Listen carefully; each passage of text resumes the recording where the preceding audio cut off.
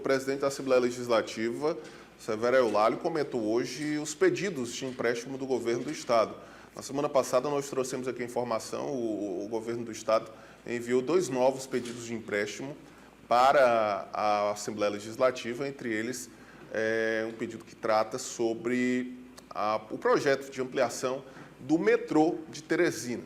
Os 2 empréstimos estão na casa dos 176 milhões de reais e começam a ser discutidos essa semana pela Assembleia Legislativa, passando pelas comissões e pelo plenário antes da aprovação e antes da autorização. A Assembleia precisa autorizar o governo do Estado a contratar esses 2 novos empréstimos. O presidente da Casa, deputado estadual Severo Eulálio, comentou sobre a tramitação, como deve ocorrer a tramitação desses 2 novos pedidos de empréstimo.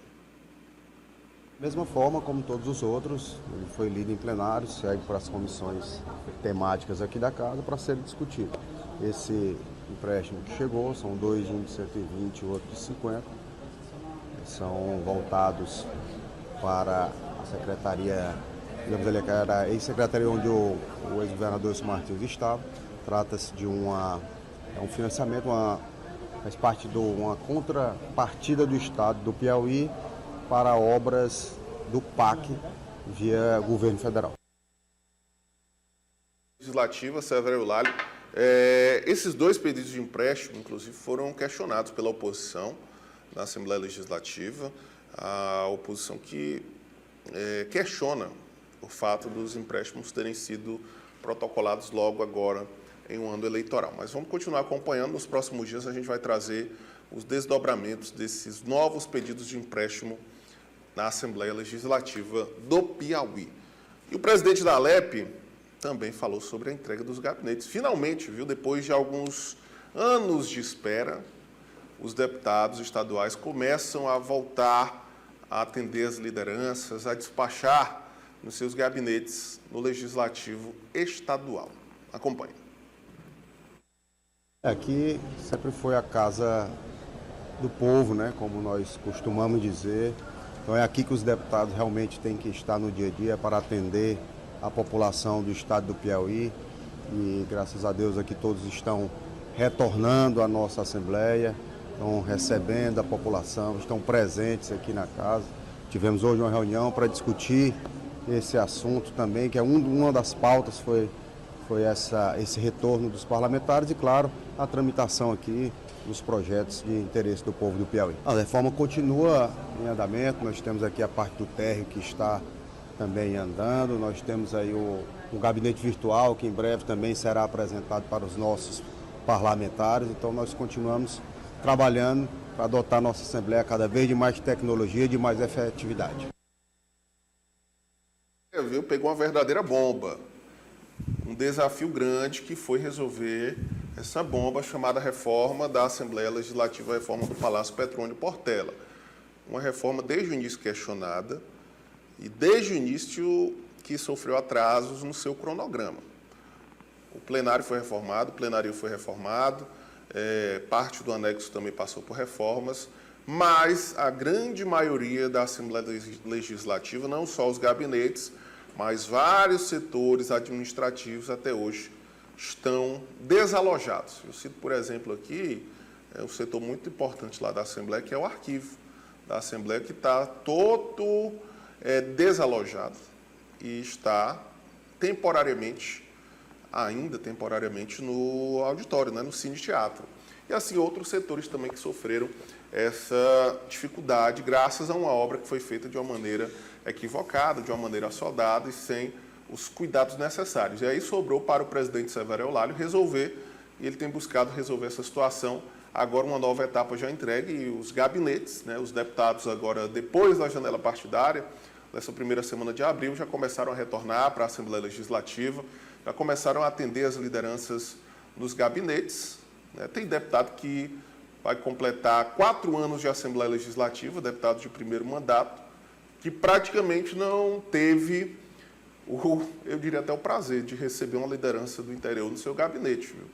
Alguns deputados passaram todo o mandato praticamente sem acesso aos seus gabinetes na Assembleia Legislativa e agora, graças ao esforço do presidente Severo Eulálio, os deputados começam a retornar, a reforma segue em vários e vários setores. A previsão é que ainda no primeiro semestre ela seja concluída. Mas é algo que realmente trouxe um transtorno muito grande, principalmente para os parlamentares, que são os protagonistas da Assembleia Legislativa do Piauí. João Magalhães já está por aqui.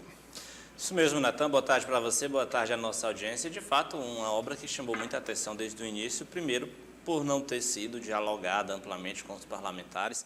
A gente sabe que, claro, são 30 deputados, há a presidência que tem o controle total, obviamente, do orçamento, da gestão, mas normalmente, tradicionalmente, essa gestão era mais compartilhada, no sentido de sempre ser bastante dialogada ali com todos os deputados, independentemente de ser oposição ou situação ao governo do Estado, ou a própria presidência da Assembleia, mas sempre havia ali um diálogo muito interessante no que diz respeito a apresentar e a defender aquilo que era de interesse conjunto de todos os parlamentares. Quando a obra de reforma da sede da Assembleia Legislativa, de fato, iniciou, foi uma obra que não teve aí essa etapa de dialogar.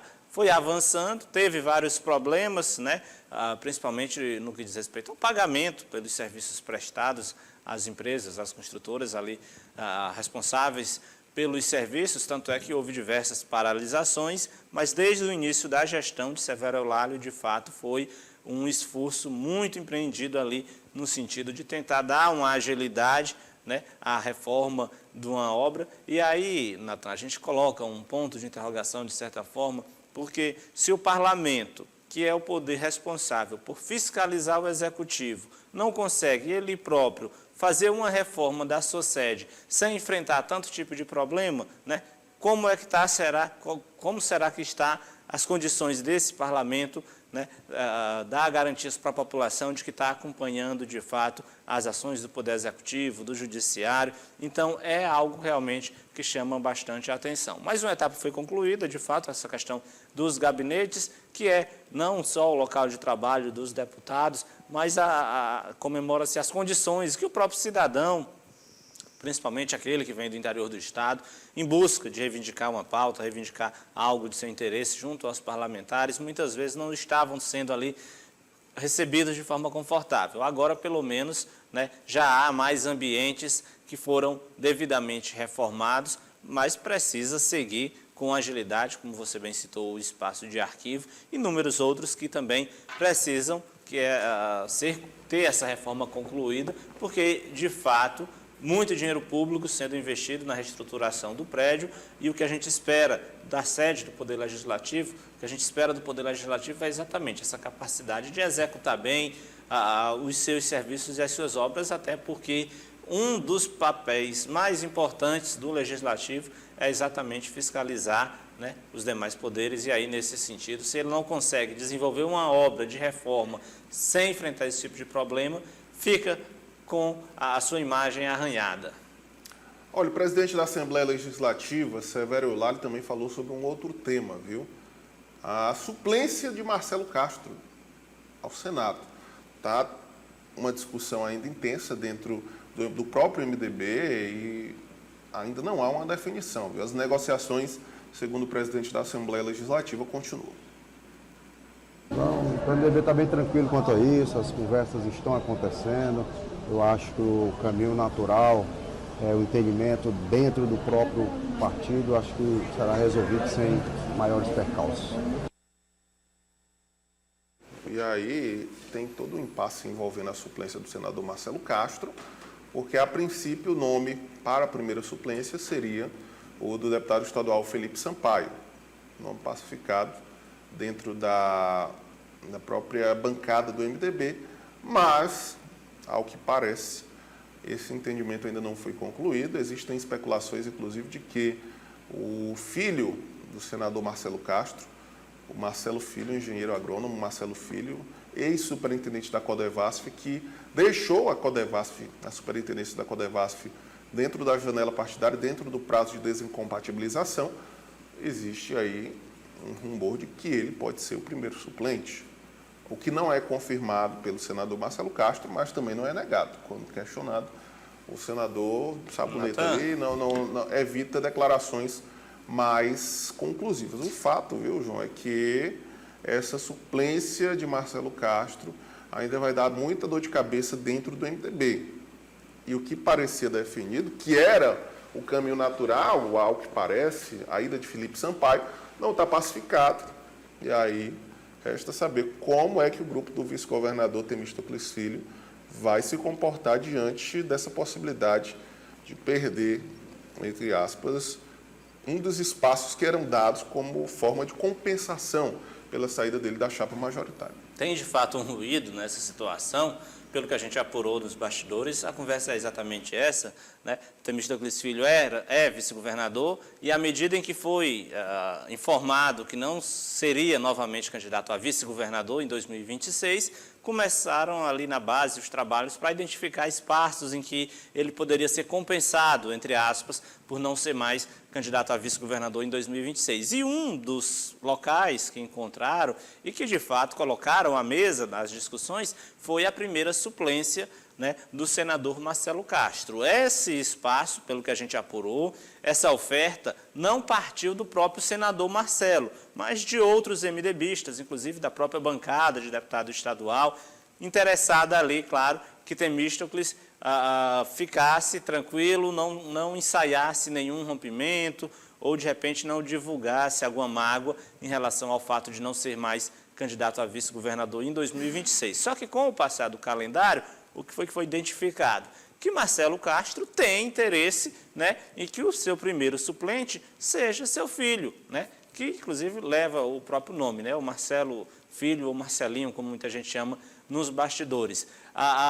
E aí, entre os argumentos que a gente ouviu, está primeiro o fato do próprio senador Marcelo Castro ser um político muito experiente, sabe que nesses casos de eleição para o Senado, normalmente quem vai ser primeiro ou segundo suplente não impacta muito na força eleitoral, né, da candidatura, portanto é bom lembrar que a gente já teve no Piauí várias vezes candidatos a suplente que a gente não tinha nem carreira política construída, né, porque de fato na hora do voto o que conta mesmo é o candidato a senador. Os suplentes normalmente não agregam, né? Se não prejudicar, já está de bom tamanho. O próprio senador Ciro Nogueira já teve a mãe como suplente e, enfim, em diversos outros momentos a gente teve candidatos ao Senado com irmãos, né? ou empresários que eram aliados ali muito próximos, sendo o primeiro suplente. E aí, um bastidor que a gente ouviu também, Natan, é que o senador Marcelo Castro também não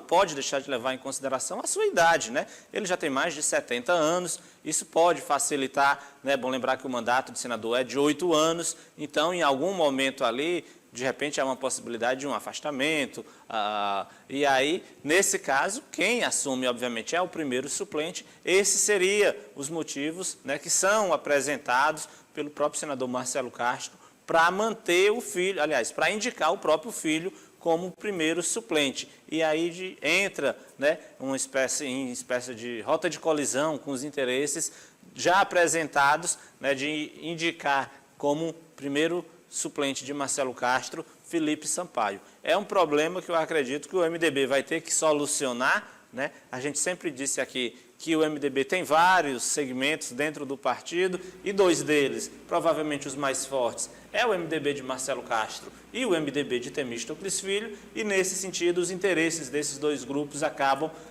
colidindo, né? Acabam se confrontando, e acredito que vai ser necessário muita conversa, muito diálogo, talvez até a interferência do próprio Rafael Fonteles nessa discussão, porque o espaço de primeiro suplente de Marcelo foi colocado em um determinado momento como uma forma de compensar Temístocles Filho, mas Marcelo Castro contava como